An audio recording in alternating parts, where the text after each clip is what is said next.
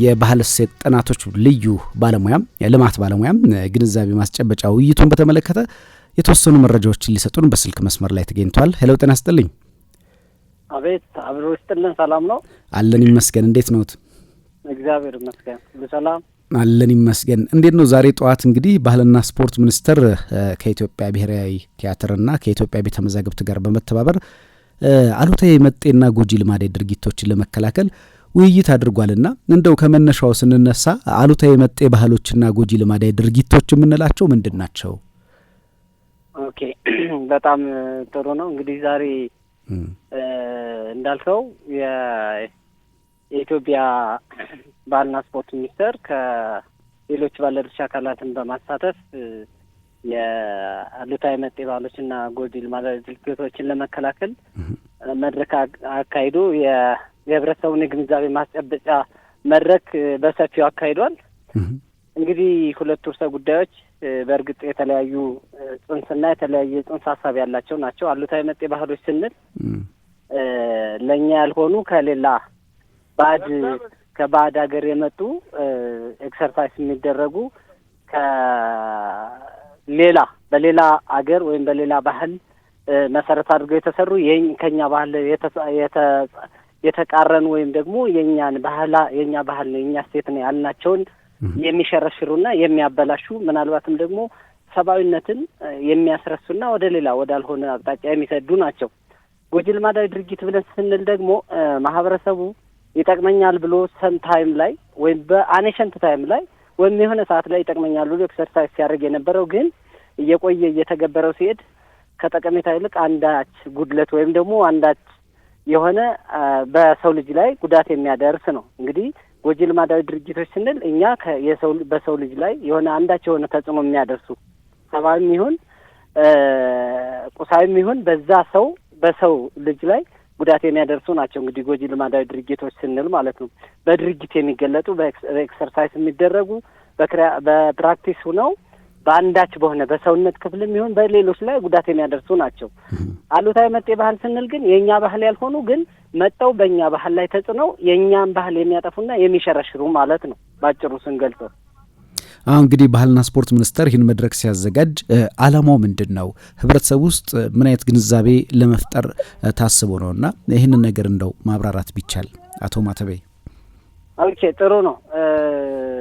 ይህ እንግዲህ በዋናነት ግንዛቤውን ለመፍጠር የተፈለገው የህብረተሰቡን ክፍል በማስረጽ ይሄ አሉታዊ መጤ ባህሎች የምንላቸው በሀገራችን ላይ በጣም እየሰፉና እየተስፋፉ ይገኛሉ እንደምታውቁት ማለት ነው። ስለዚህ እንደዚህ የህብረተሰቡን የግንዛቤ በማስጨበጥ ምናልባትም እነዚህ አሉታዊ መጤ ባህሎችን ህብረተሰቡ ግንዛቤ መፍጠር ህዝቡ ግንዛቤ ፈጥሮ ለተጠቂ ለሆነው ለወጣቱ ለልጆቹ በማስረጽ ከዚህ ድርጊት እንዲቆጠብና ራሱን ጤናማ የሆነ ትውልድ ሆኖ ለቀጣይ ትውልድ እንዲያስተላልፍና ራሱንም አገር ወዳድ ሆኖ ባህሉን የሚያከብር ማንነቱን የሚያውቅ በማንነቱ የሚኮራ ትውልድ ለማስገንዘብ ነው እንግዲህ በዋናነት የዚህ መድረክ ዓላማ ማለት ነው። ምክንያቱም እንዲሁ ካላስጨበጥክና ይህን እያየህ እንዳላየህ ካለፍ ነው ነገ ኢትዮጵያ የምንላትን ሀገር ምናልባትም ራሷ የምትገለጽባቸውን እሴቶች ባህላዊ እሴቶች ማንነቶች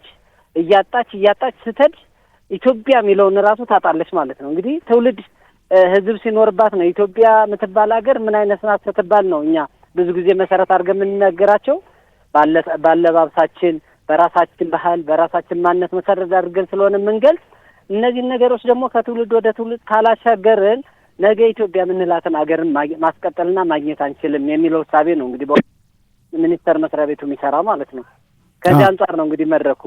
መልካም እንግዲህ በዚህ ግንዛቤ ማስጨበጫ መድረክ ላይ ምን አይነት የህብረተሰብ ክፍሎች ተሳታፊ ሆነዋል? በተለይ ወላጆች ነበሩ። ከዚህ አንጻር ከየት የተውጣጡ ናቸው? ከየት ክፍለ ከተሞች የተውጣጡ ከየት ህብረተሰብ ክፍል የተገኙ ናቸው? ጥሩ እንግዲህ ያው መድረኩ ላይ አይታችሁ ከሆነ በአዲስ አበባ ከሚኖሩ ከተለያዩ ክፍለ ከተሞች የተሳተፉ ናቸው።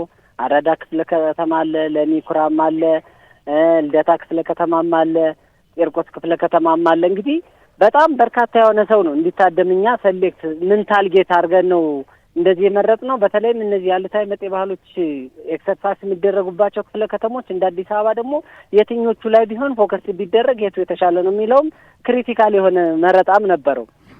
እንደገና ደግሞ ከፌዴራል መስሪያ ቤቶችም አንጻርና ከባለድርሻም አንጻር ሲታይ ስፔሻሊ እነዚህ መጤ ባህሎችና ጎጂ ልማዳዊ ድርጊቶችን መሰረት በማድረግ የሚሰሩ ሰዎች አሉ። ለምሳሌ እናሸታለን ብትወስድ በዚህ ዙሪያ ይሰራሉ። እንደገና ደግሞ የሴቶችና ማህበራዊ ጉዳይ ሚኒስቴርም በዋናነት የጎጂ ልማዳዊ ድርጊትን መሰረት አድርጎ የሚሰሩ ስራዎች አሉ ማለት ነው። ስለዚህ ቀጥታ ከርዕሰ ጉዳዩ ጋር ግንኙነት ያላቸው የትኞቹ ተቋማቶች ናቸው የሚለውን በመለየት ነው እንግዲህ አድሬስ አድርገን ዋና መድረኩ ላይ አይገኝም እንጂ የጠቅላይ ሚኒስትር ጽሕፈት ቤት ሳይቀር ነው እኛ አድሬስ ያደረግነው። ምክንያቱም አንድን ድርጊት እንትን ስትል ከዋናው ከህገ መንግስቱን ከሚተገብረው እንደ ህገ መንግስት ደግሞ ነገ ለሚመጡ እርምጃዎችም ኃላፊነት መውሰድ አለበት በሚል እነዚህ የኃላፊነት ስሜት ሁሉ የሚሰማቸውን ተቋማት በመለየት ነው እንግዲህ ከመድረኩ ላይ እንዲሳተፉ ያደረግን።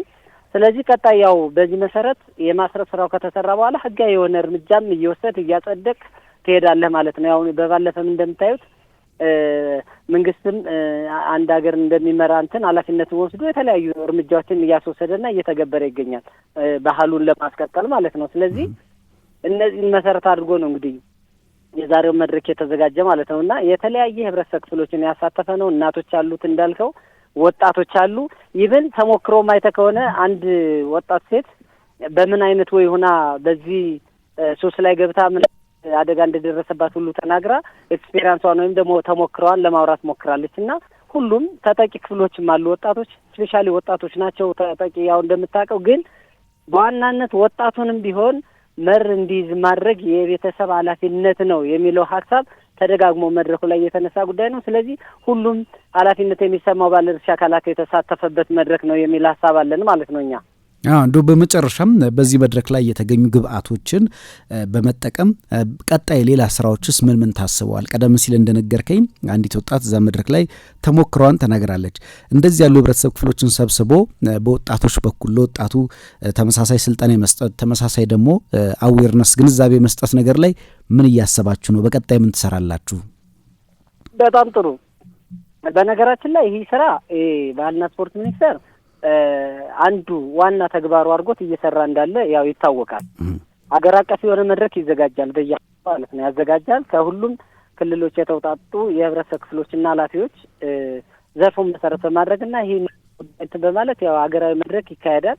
እንደገና ደግሞ ልክ በዚህ በሱስና መጤ ባህሎች ላይ የተጎዱ የህብረተሰብ ክፍሎችንም ደግሞ ድጋፍና ክትትል በማድረግ የተለያዩ ስራዎችን እየሰራ ይገኛል። ለምሳሌ እኔም አንድ ሁለት ያስተባበርኩት ስራ አለ።